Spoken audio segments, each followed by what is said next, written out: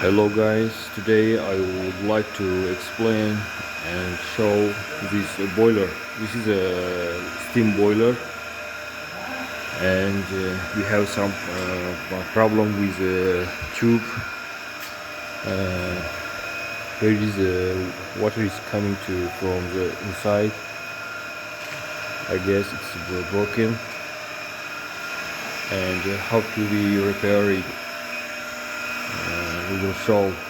But please be careful about this burner, because it is a very important things inside. In the next video I will show you, and let's go.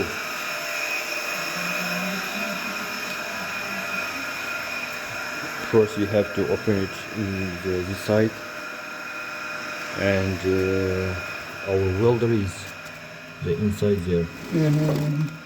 Please, can you show? Here it is. Did you see that?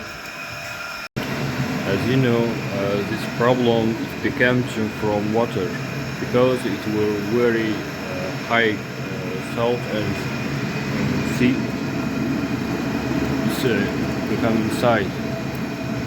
It's very bad.